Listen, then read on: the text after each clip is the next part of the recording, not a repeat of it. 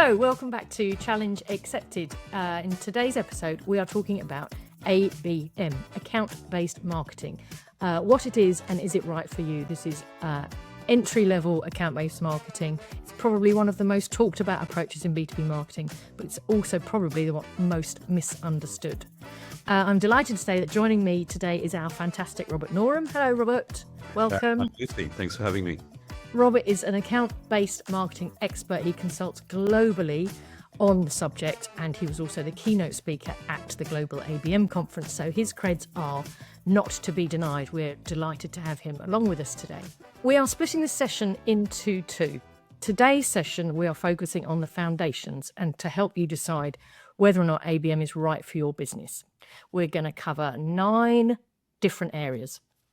What ABM actually is, how to get started, how to position ABM inside your business, help building the strategy, understanding the models, because there are a few, there seem to be more and more added every day, how you measure success, the biggest mistakes that organizations can make and how to help you avoid some of them. And then we're talking the top questions that Robert and I get asked at introduction stage at account-based marketing meetings that we go to.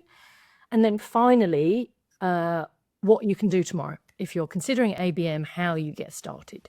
So the conversation about understanding the basics and making the right decision. The next session is the art of the possible. We'll explore what happens when organizations decide to commit to ABM and what that can unlock commercially. But first, the fundamentals. So, Robert, can you help define what is ABM? Well, ABM is basically taking a really account-centric approach to your most important accounts and prospects. So you need to think carefully about which account should be in frame for that. And then you need to start thinking about how you can really develop insight, understanding, expertise on their markets and the business issues and pain points they're wrestling with. And then, of course, you can start to evolve your strategy and your go-to-market in an account-centric way, hence ABM. It's ABM. So it doesn't stand for another bloody methodology then? Well, it stands for many things, actually. I had a client a year or two back that decided to rename it account-based management because they wanted it to be seen as a cross-company initiative. More recently, actually, John Mojer from Genesis, who shared the stage with me at the Global ABM conference, he said ABM actually stands for an account-based mindset. So I think, you could debate what ABM really should stand for. Of course, it is account-based marketing. But I actually think if you could turn the clock back 20 plus years for when this was first termed, a lot of marketeers would probably be grateful if marketing was not in that acronym, because it tends to suggest marketing have to own, drive, run, be responsible for it exclusively. And that's anything but the truth, because it really is a cross-company initiative. And it really absolutely needs sales and marketing working hand in hand together. Yeah, absolutely. Absolutely. There are lots of different phrases that I've heard around ABM. I won't go into all of them. Some of them are not for polite company. So thank you for defining that. That's great. So talking about getting started with account-based marketing, this is kind of the big one, I suppose. A lot of people understand that it's a successful strategy methodology to use, but how does one get started? What do you need to think about when you're at that point of decision?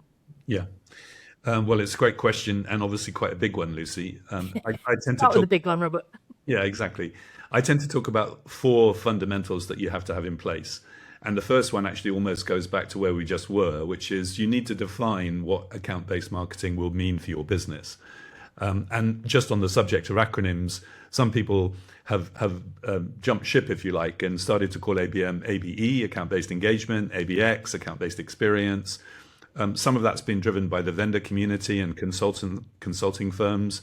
But sometimes it's actually companies saying, no, we don't want this to be positioned in the business as a marketing gig. We want it to be seen as something bigger.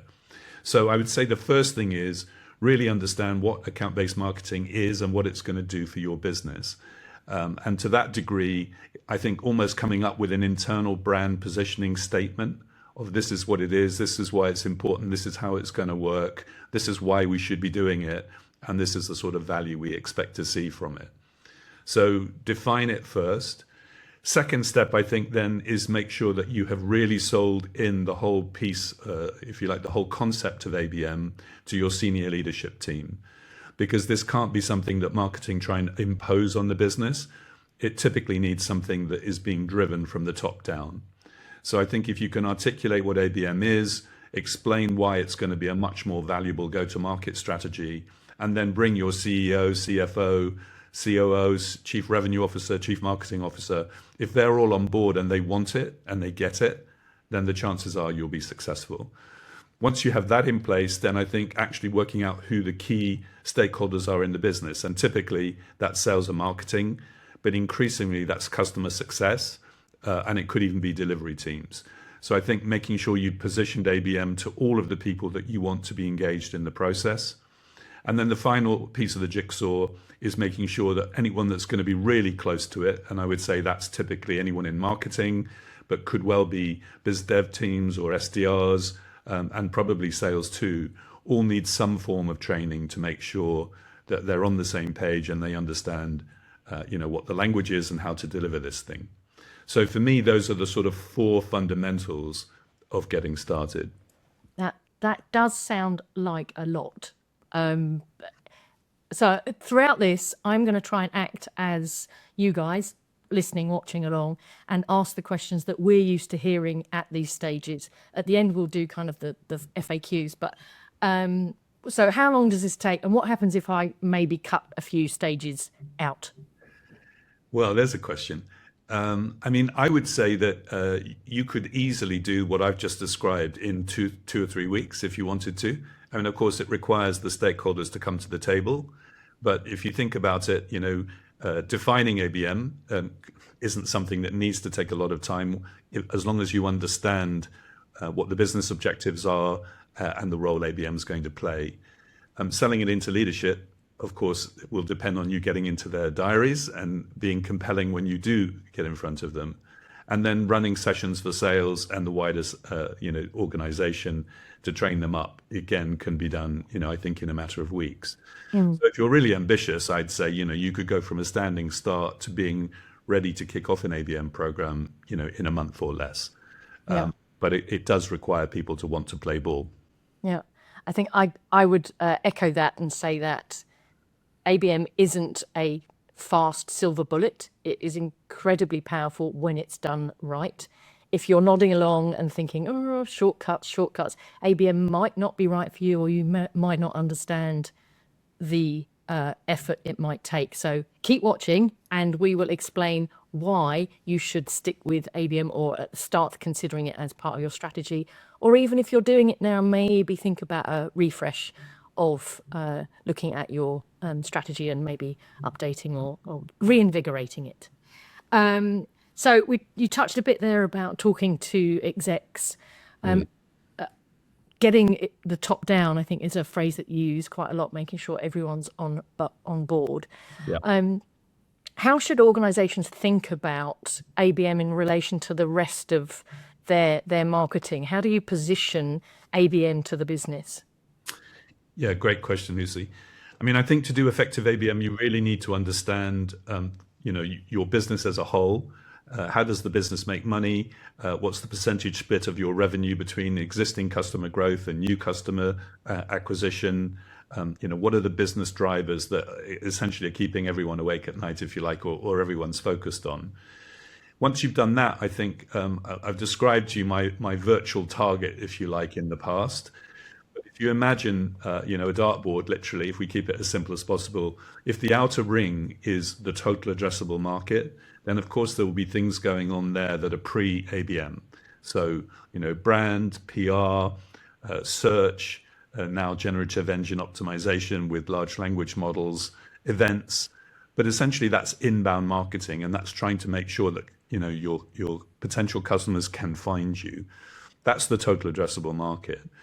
For me, the first layer of ABM is the next layer in that virtual target or dartboard, if you like, which is one-to-many ABM, which is typically where you're going to be taking a highly focused approach to a set of named accounts. And in a sense, you could call this the new demand gen. So rather than doing demand gen to all and sundry, it might be picking 100 or 200 or 500 accounts and saying, we're going to run a really compelling digital marketing program into those accounts in as personalized a way as possible. But it's obviously still digital marketing. And in a sense, you could say, well, that's a hybrid between traditional demand gen and ABM. Where ABM, for me, starts to get really serious is when you come into the next layer of that virtual target, which is one to few ABM. And now you're typically looking at a handful of, if you like, key verticals or segments that you want to focus on. Some people call them clusters. They're not always vertical markets. But you're probably going to cherry pick between 10 and 20 accounts in those sectors and do what we would call one to few ABM into those. So that's where you're basically creating your value proposition and messaging once, addressing the needs, if you like, of a target segment or vertical market. And then probably in the last mile, I'd say you still personalize it to some degree to each of those 20 accounts. And then, of course, if you come right into the sweet spot, you've got your bullseye, that's the one-to-one accounts, and the one-to-one account speaks for itself. You know, these are massive opportunities, typically accounts where you would have some kind of footprint already, or at least some kind of working relationship, and you're looking for, extensive upside, upsell, cross-sell, and account growth. And even as a sort of baby target, if you like, within the bullseye, there's deal-based marketing, which is essentially where you're using a very personalized one-to-one ABM approach to help you win major bids and RFPs. So if you imagine going back to the target analogy or the dartboard, think about the total addressable market, think about the accounts that you really want to generate demand with, that's one-to-many ABM. Think about the accounts that you really want to focus on in your key verticals or industry segments, that's one-to-few. And think about, the really massive opportunities that you must win, you must protect, you must grow. That's one-to-one. Yeah. Oh, that's good. I've got dartboards and targets in my head now. It's a good way to think about it. In the next session, we're going to go deeper into the idea of ABX and the broader opportunities. But for now, we're just trying to keep it down to the basic structure. So I hope that has helped you guys understand the basics. I guess the next up is once organizations have decided ABM's the right for them, the strategy obviously becomes critical now. Yep. What are the steps that people need to go to develop a clear and adoptable strategy for an organization? Well, I think it comes back to the fact you have to understand where your business makes money and where you think you're going to be making money in the next 12 to 24 months. And if you understand the accounts that you need to protect and grow, then that becomes, a set of accounts you can consider. If you're thinking about ABM from a new business point of view, then where are the key verticals? Where are the key segments? And of course, where are you being most successful today? I think very often ABM is going to be most likely to succeed if you're looking to grow into areas where you already have a strong reputation, great case studies, great clients, and you can be looking to sort of carry that into that market, if you like. So developing your strategy, I think, is about, of course, understanding the total addressable market, but thinking about, well, which accounts are in our ABM frame? And of course, therefore, which ones should be in that one-to-many play? Which ones sit within our one-to-few play in terms of key industries or segments? And are there any accounts that justify really thinking about that one-to-one approach? So if you think about the virtual pyramid, if we said, well, there are 200 accounts in our frame, then perhaps 150 of them would be sitting in the one-to-many play, maybe 30 or 40 of them would be sitting in the one-to-few play, and perhaps 5 to 10 would be sitting in the one-to-one. But of course, that's going to be very different from each company. Yeah. And the whole point about ABM is it needs to be personalized not just to the customer, but it needs to be highly relevant for your organization as well. So a lot of that will be based around the value of sale or the annual contract value and the relative importance of these accounts to you as a business. So the models can be mixed. You don't have to do one-to-one, one-to-many, one-to-few. You can mix it, personalize it to your organization as well, right? Absolutely. I mean, I talk about taking a blended approach. And typically I'd say, if you're a mature organization and you have, a high value sale, if you like, or high value purchase for customers, then the likelihood is you would probably be operating in all three tiers. as your annual income, if you like, or cost of or revenue per product or service comes down, you're probably less likely to be doing one-to-one, which is strategic, and more likely to be doing that lighter touch approach. Yeah. And I think the account selection is something that I think you and I have seen a lot of, that is such a crucial stage of account-based marketing, is getting that account selection right and not allowing any single entity to have ownership over it. How important is collaboration with sales at this point?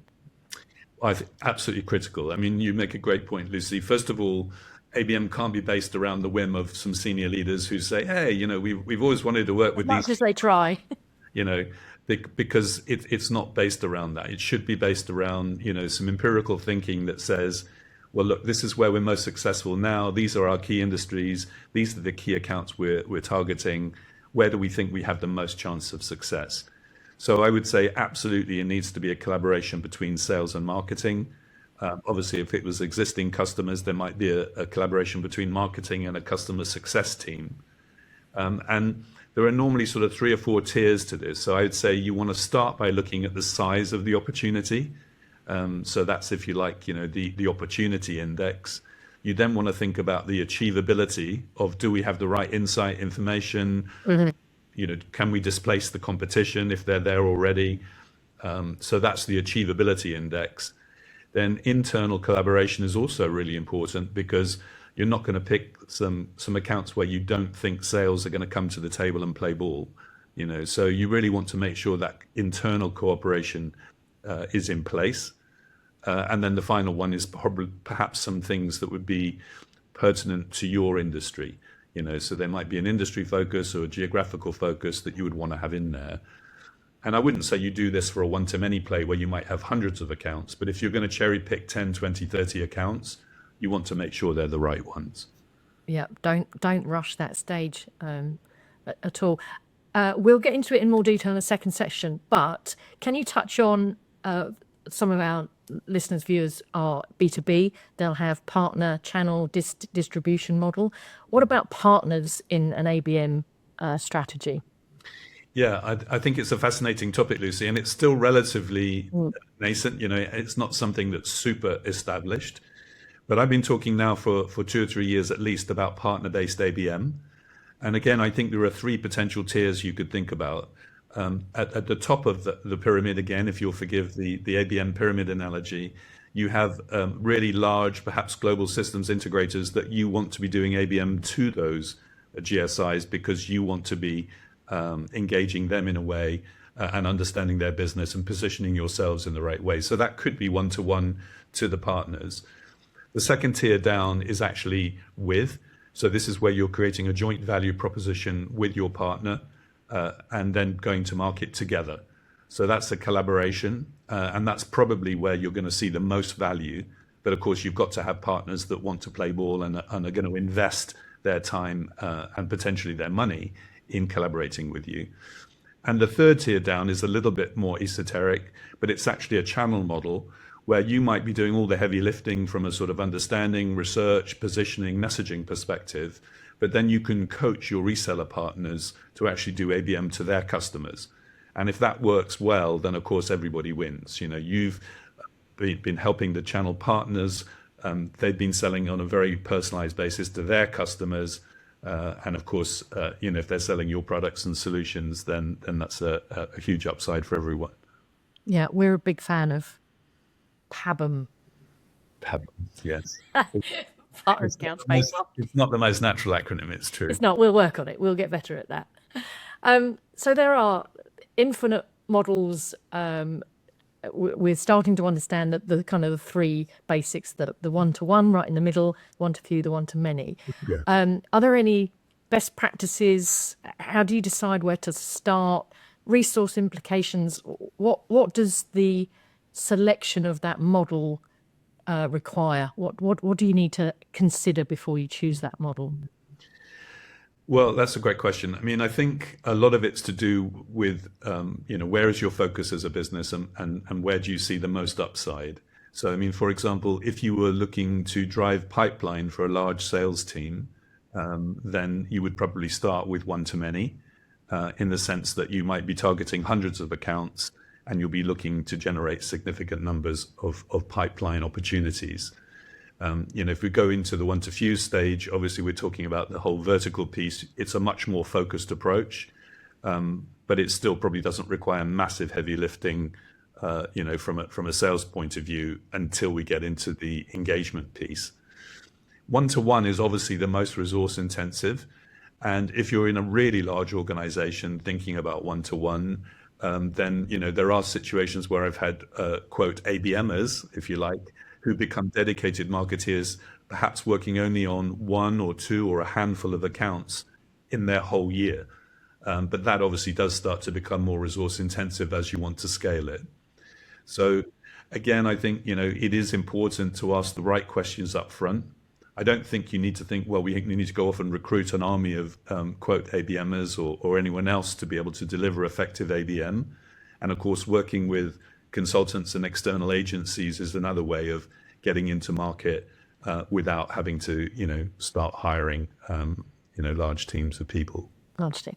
I think obviously we're all under scrutiny for time, budgets. We need to ensure that anything we do has ROI. So that links us beautifully, thank you, to measuring success of how should organizations think about measuring success with ABM? Well, the standard measurement for ABM is the 3 Rs, which is basically reputation, relationships, and revenue. Nice. And I think that's quite, it trips off the tongue. It's all about building brand reputation. It's all about building trust and engagement. It is not always the easiest thing to measure. You can obviously look at things like NPS scores and so forth, but they tend to be on an annual rolling basis. So a lot of the sort of reputation piece, I think, is almost anecdotal. That, yes, we're getting cut through. Yes, we're seeing more recognition of the brand. Yes, they want to talk to us about things that we've been actively marketing to them, but not so easy to measure. The relationships obviously is much easier in the sense that you can look at the amount of people that you know in an account or a set of accounts at the beginning of the program. You can identify all of the people in the buying group, which obviously is a critical phrase. We're going to get into buyer group marketing next time, but really making sure you're showing that you're expanding your footprint of potentially addressable individuals within each account, and then of course actually engaging with them. So that's first of all them engaging with your content, but then starting to turn up to your webinars and your events, and then of course ultimately taking meetings and presentations from your sales team. So that's the relationships piece. The revenue one, pretty self-evident. What are we looking for? We're looking to show that we're driving pipeline, that we're driving new opportunities, that we're increasing our share of wallet or perhaps reducing time to market. All of those are meaningful metrics. So I think the 3 Rs have real value. To give you a slightly different spin on that, I talk about the value pyramid. It's another pyramid. Hurrah! I've been missing pyramids. There you go. Bring one back in. You can tell I'm an Egyptologist at heart, But or maybe it's the Mayans, I'm not sure. But before I lose my thought there, if you think about a pyramid, then for me there are 2 layers below the 3 Rs. The first one is collaboration, which is that internal piece. So you can start to achieve internal alignment and collaboration in a matter of weeks if everybody's on board. And the second one, before you get into the 3 Rs, for me is insight. And that's actually having the research, the insight, the understanding of the markets and the accounts that you're going to target. So I think if you think we must have internal collaboration and we absolutely must have in-depth understanding of our market, and the accounts we're targeting and why, and then I think you can move into the 3 Rs that says, how do we build brand in those accounts, brand recognition, brand trust? How do we build relationship in those accounts? And then ultimately, of course, how can we identify pipeline opportunities and land the revenue in those accounts again? Yeah, fantastic. Thank you. So recap, we've covered what ABM is, how to get started, how to position it within your business, your organization, where you start building the strategy. We started looking at our target of what the models look like. We've looked now at how you start measuring success. So let's bring it to you guys that are watching and listening to give you some practicals. So the next point I want to talk ask you about is what are the pitfalls that we have seen happen with organizations when we start working with them at this point. So what are some of the pitfalls you've seen? What are some of the problems that people have come up against, and how do they mitigate against them? Yeah. Well, again, an interesting question, Lucy, and you won't be surprised to know that they almost link back to some of those foundational elements that I was talking about at the beginning of the call. So I think quite often there's a sort of, hey, this ABM thing's great, we must do some. And everybody sort of piles into this pilot, or getting started without really having thought about, well, what is ABM? How do we do it? Where's it going to make a difference? And so forth. So I think being really clear on what everybody means by ABM and making sure that, when the CEO says we should do some ABM, the CRO, the CMO, your team get it, and everybody's actually aligned. Another area, of course, again, you won't be surprised to hear, is that if you start ABM and you don't have that internal sponsorship and the commitment to really, go for it in a strategic way, then, as soon as you hit the first hurdle, then potentially the wheels come off, to mix my metaphors slightly. So I think having internal commitment is really important. And probably the one I hear most from all the training I do and all the consulting is sales don't want to engage, or they don't want to give us their time, or they don't see the value in what we're doing. So again, I think that's about making sure you brought them on the journey. They need to understand what ABM is, why it's important, what it's going to do for them, what their role in it is, what their time expectations are. And they also need to understand that it's not, as you said earlier, a silver bullet where, you just do some ABM and you're instantly successful. They need to understand, there's some serious work involved in this process. It's just going to be successful when you start to really apply it properly. So I'd say that's, some of the, clearly there are other things that can go wrong, but for me, those are the fundamentals. If you have the foundations in place and the commitment as a business to make this work, then you're in a pretty good place, I think. So alignment, we've come back to that all important alignment, getting everyone on the same.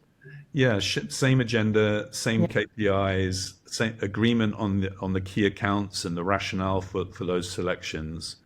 And then making sure that, it isn't sort of marketing doing all the heavy lifting and sales just rocking up to take the orders.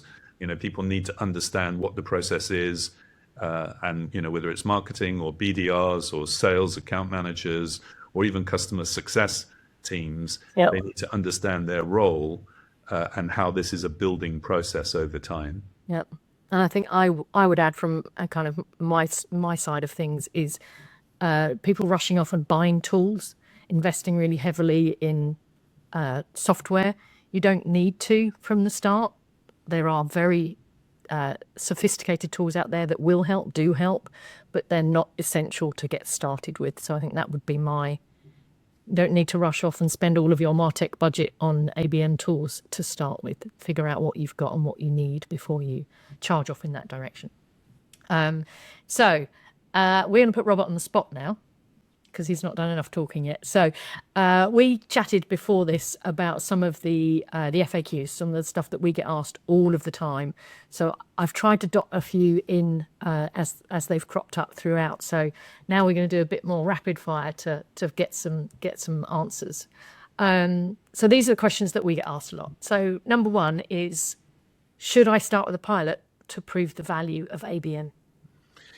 Yeah, this is a pet subject of mine, Lucy. So, I think, for me to say, look, just transform your entire marketing strategy and go to market into ABM is probably a bit wishful thinking from my perspective.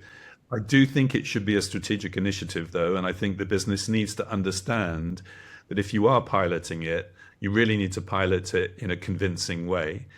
I have seen companies pick one or two accounts, or perhaps a vertical, and say, we're going to pilot this. And if it feels like it's a small side project for the business, more often than not, it gets treated like a small side project for the business.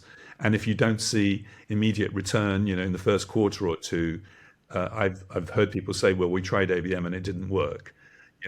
ABM is a strategy, it's an approach. And I would say, you're most likely to be successful if it's applied in a convincing way, rather than just putting your toe in the water and hoping that it's nice and warm for you. Yeah.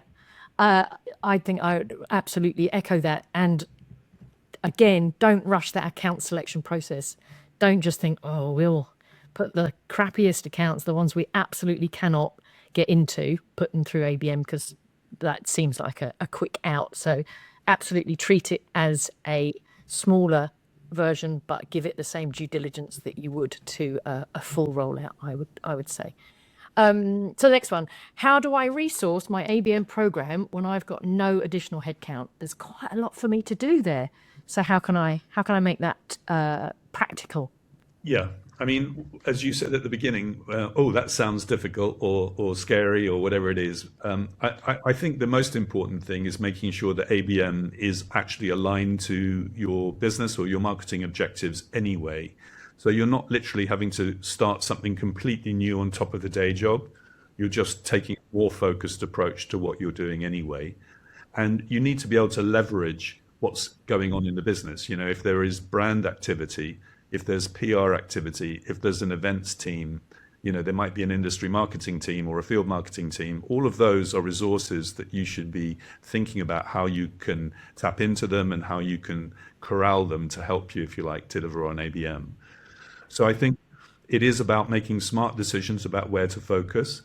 It's obviously about bringing the business with you and working on the basis you can't rush off and go and hire lots of people. I would say working with external consultants or agencies is a smart way to get started. And then, of course, as you start to demonstrate the value and you start to learn from them on how to do it, then you can take a view of which of those elements do we need to bring in-house or recruit for versus, sticking with plan A. Yeah, good. Sticking with numbers then, ABM is a long-term strategic commitment. My business is all about quarterly numbers. So how can I help the business make those quarterly numbers with such a long-term strategic commitment? Yeah, I mean, this is probably the biggest single challenge I think that marketeers face with ABM, because if you're looking at a long-term strategic play, and if the business accepts that your average sales cycle is 12 months, and it might be 9, it might be 18, then ABM is not going to suddenly transform that into a 2-week sales cycle or even a 3-month sales cycle. So I think the biggest what's the right way to describe this? The thing I would recommend is that people think about positioning ABM as a long-term strategic play, but then think about, well, what are the milestones where we can actually demonstrate progress on an ongoing basis to the business? And on that basis, you might say, well, we're going to use one-to-many ABM as a highly targeted form of demand gen to generate immediate opportunities and potentially pipeline, whilst we focus perhaps on our key industries and our key accounts for a longer term play. And without hopefully sounding too pretentious, I've been talking about bimodal ABM, and Okay. bimodal is kind of twin speed, if you like. There was a phrase a few years back, I think it came from Gartner, where they talked about bimodal IT, and one half of the bimodal bit, if you like, was keeping the lights on. So that's IT support.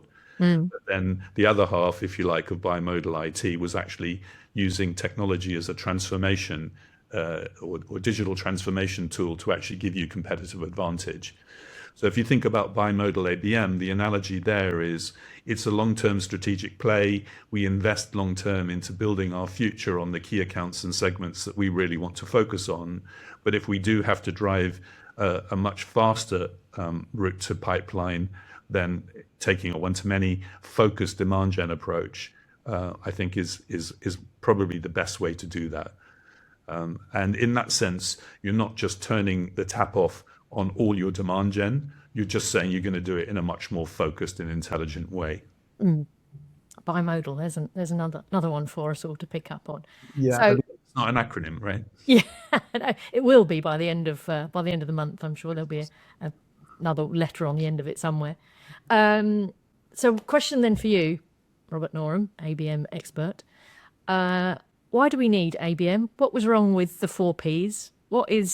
Why do we need yet another strategic methodology in marketing? Is it not just more marketing? Well, there's a question. Um, so the 4 Ps is an interesting one because I think marketing has actually been limited for the last X number of years to 1 P, which is promotion. And I think one of the problems that most marketeers wrestle with right now is you run our events, you do our PowerPoint decks, and you get us some leads. And when you don't get us some leads, we're not very happy with you. And that's a pretty tough place to play. So I think what ABM does is almost reclaiming, if you like, the high ground to some degree for marketing, which is to say, we're not just going to run around, at the beck and call of the business or of sales. We want to take a much more strategic approach to working out who our most important accounts are and what we can do to upsell, cross-sell, and grow them. We want to work out where our most important target accounts might sit, and we want to have a really focused approach to that. So I think what ABM does is it empowers marketing to have a much more influential voice in the business, and it also breaks down silos. So it's really about connecting marketing to sales, to customer success, to really focus on delivering the best results for the organization. And in terms of why ABM versus what we were doing already, the old Einstein quote, I think, to keep doing the same thing over and over again and expecting different results is the first sign of insanity. So if your marketing today doesn't feel like it's hitting the numbers or delivering what you need, then I think maybe, you should be thinking about taking an account-centric approach to how you go to market. Doing something different. Exactly. Okay, so that's good. We'll let you off the hook now for the FAQs that we're going to ask. So let's make it practical for everyone watching, listening now. If you're thinking that ABM might be right for you, you're starting to understand the commitment, but the potential that ABM has for you. What are the first steps someone could take tomorrow morning?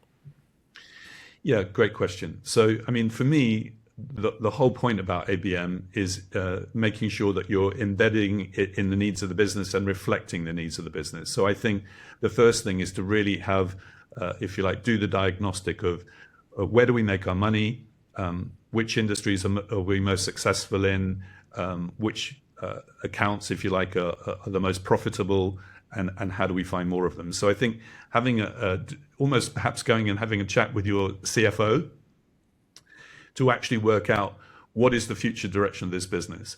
And if 80% of your revenue in the next 12 months is coming from existing customer growth, then spending 90% of your marketing budget on trying to win new customers may not be the most intelligent thing to do. So I think whatever you come up with from an ABM perspective needs to be reflecting the needs of the business. And then it's obviously getting into that process I talked to you about at the beginning with, let's define what ABM is, let's work out how we can leverage it most successfully for our organization, and then let's start to take the business on a journey where we engage leadership, we engage sales, we start to think about where our focus areas should be and where we're going to see the best possible return. Yeah, great. So data and insights, start with the numbers, understand the organization's growth potential and what the situation is at the moment for your company or organization. Exactly, because if you're going to build a business case for ABM, it needs to be based on hard facts. Yeah, it needs to be a business case, not just a marketing case. It needs to be the business. Not, I've got this new thing, it's great, I heard about it, let's go and do it. This is the business rationale for why we should focus our limited resources in areas where we're most likely to see a key return. I mean, I think if you turned up to any meeting and said the CFO thinks ABM is a good idea because we're going to focus our resources in the areas where we think we're going to see the highest possible return, then you're in pretty good shape. Yeah, you're starting off in the right direction. Exactly. Yeah, great. So that's us. We've hopefully covered a lot of what is on your mind when you're thinking about starting ABM. Today was about understanding ABM and helping decide whether or not it's right for you. As we said, the next session is more of the art of the possible, the innovation. We've touched on a little bit of that today, but we'll explore what happens when organizations like yours truly commit to ABM and the growth strategy it can unlock. We're deciding now at the moment if ABM is a serious strategic growth decision or whether or not it's a very expensive distraction. we are very much trying to align to giving you the opportunity of it being a strategic growth decision and helping you avoid the pitfalls to make it just that expensive distraction. Please subscribe and follow to hear about the next session coming up. You won't want to miss that if you are thinking now that ABM is the right direction for you. Thank you for listening to Challenge Accepted. Remember, engagement is everything. Robert, thank you very much for imparting your pearls of wisdom. I hope everyone has got a lot out of it, as always, when they hear from you and what you have to say on the matter. So thank you very much, Robert. It's been a pleasure having you. Well, thanks for having me. I hope people found it useful. I'm sure they did. How could they not?